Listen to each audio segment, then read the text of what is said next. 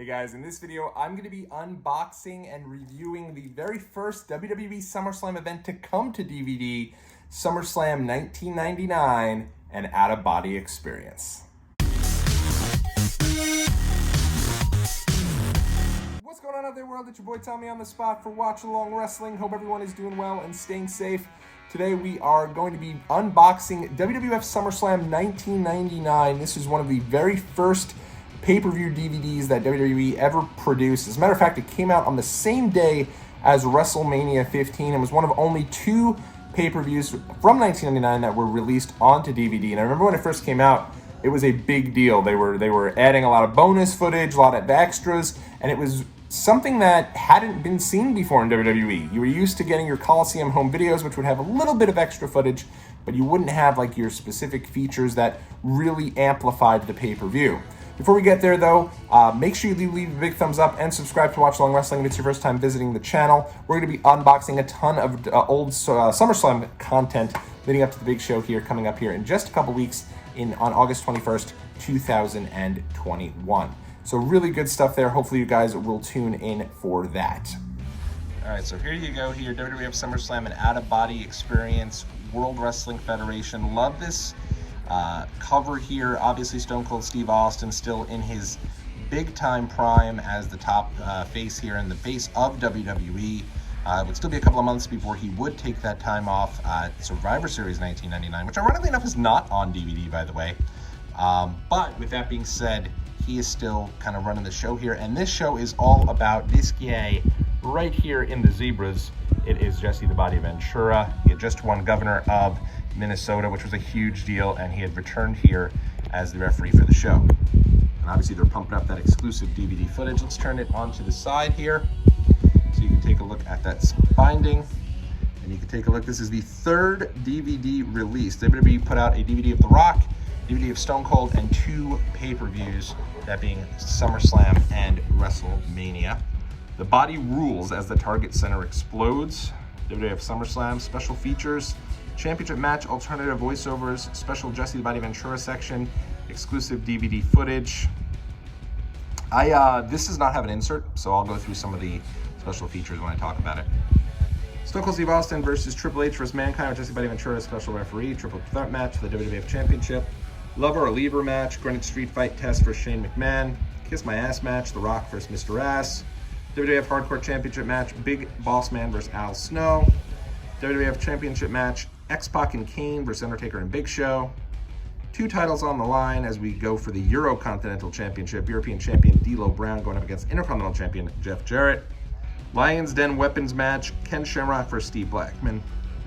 WWF Women's Champion Tori versus Ivory, and a Tag Team Championship Turmoil match, Edge and Christian, Hardy Boys, Midian and Viscera, Droz and Prince Albert, the Hardcore Hollies, and the Acolytes would go on to become the APA. And here's the inside of this. Again, no insert. Not sure if there's even an insert to be there. I feel like there probably was, but mine doesn't have it. You can see the discard there. All right, so as we look at this show here, immediately the thing that jumps out to me, match of the show, Test versus Shane McMahon, Lover or Lever, Greenwich Street Fight. I feel like Test is so underrated. You're going to hear me talk about him probably quite a bit as we get through our SummerSlams here and through the years here on Watch Along Wrestling. I was a huge Test fan. This match holds up. Test wins the match, and then obviously that leads to his wedding to Stephanie McMahon, which eventually leads obviously to the Triple H and Stephanie McMahon wedding and the whole screw job toward the end of 1999. But they had something with Test here. I'm not sure why WWE didn't move forward with that. Main event here, Mankind wins the championship. This kind of feels out of nowhere. Mankind had been off TV for a little bit and had returned to the show for the first time in a long time, and kind of was thrust into the main event and then wins the title. And I hear a couple of rumors about that. You always hear the story of Austin not wanting to drop the belt to Triple H, which actually makes a certain degree of sense. It was supposed to originally be Triple H against Stone Cold Steve Austin one-on-one. And then there's a whole bunch of chicanery. At one point, Chyna versus Stone Cold was actually on the docket for this show and was the announced main event. They even put up a graphic, SummerSlam main event, Chyna versus Stone Cold, Jesse Ventura as the referee. But there's some chicanery. And they have some really cool historical video packages here that I really like. I think that it's a really nice deal where they do a really good job of kind of breaking down some of these stories that I had forgotten about. You don't necessarily remember the ins and outs of the Test and Shane McMahon rivalry, but it's all here, broken down here in some of those extra pieces that I really like. Actually, I like those probably even more so than some of the other extra features. They also have alternative voiceovers as the extras for the main event, where Stone Cold, Triple H, and Mankind each do commentary on the match. Probably don't want to see this one 3 times. It's not exactly a classic, so to speak, but with that being said, it's interesting to get each one of their perspectives, and I really like that they included that here.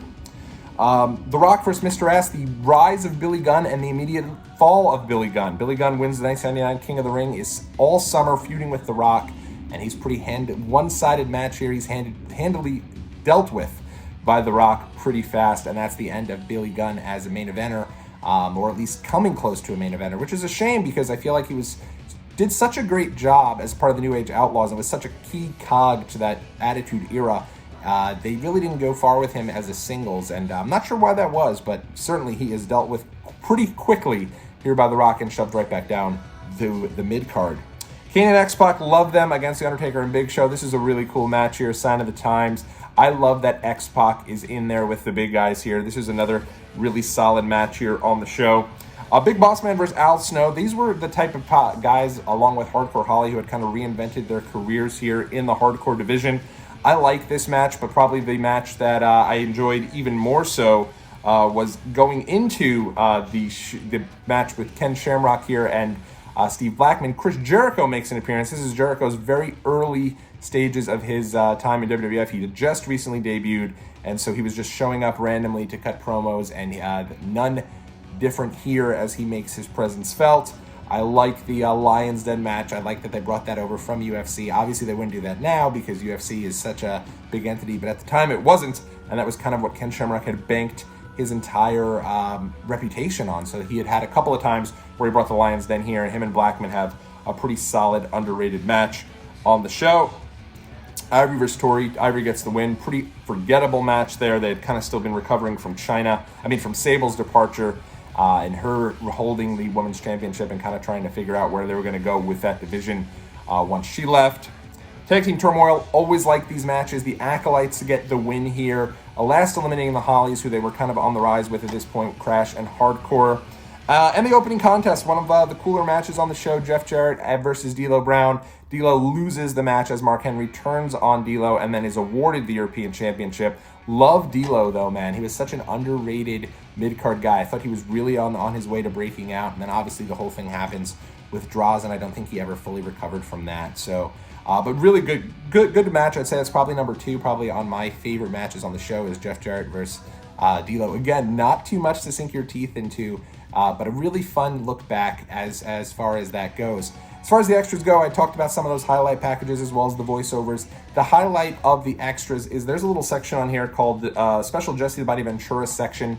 It's split up into 3 pieces. One talking about the history of the body, where they have Gorilla Monsoon even brought in, and Gorilla Monsoon passes away just a couple months later, so I don't know if this was stock footage of him talking about Jesse or if they had actually had him come just a couple months before he passed away. But I like that. There's a couple people talking about his impact in the business as a wrestler and as a commentator. The next piece of it goes into the press conference of SummerSlam 1999. You know I'm a mark for press conferences, and this is no different. People are really into Jesse Ventura here. He had gotten a lot of backlash for agreeing to do this show. After becoming governor of Minnesota, it was kind of a deal where it was like, are you kidding me here? You're going to be the governor of Minnesota, now you're going to go back to wrestling as everyone's criticizing you for being a wrestler and not being a serious politician. But Jesse did, and he was really excited to be a part of the show and really, went full tilt on that. Then they show you the footage actually of his return and his face-off with Triple H from Raw going into that. So, interesting show. Mankind, while he does win the title, it only lasts one night. The next night, Triple H wins the title, which kind of lends credence to the idea that maybe Stone Cold didn't want to put Triple H over. The other story is they wanted the big footage of a babyface proudly holding the title, holding Jesse Ventura's hand, even though Jesse Ventura was one of the biggest heels of all time, so you could have easily done that with Triple H. But that being said, if they wanted that, it would have made sense for the face of WWE at the time, Stone Cold, to be with Jesse Ventura and not Mankind, but they wanted to get the belt clearly to Triple H. He wins it the next night and does not do so over Austin. Instead, he does it over Mankind. So, interesting time in WWE. Really fun look back, though, at the Attitude Era. Let me know what you thought about this one. And we'll be back with SummerSlam 2002 tomorrow, and 2000 tomorrow. And do not worry, this is timeless. If you're watching this later on, no big deal. You go into the archives, boom, it's right there. Boom.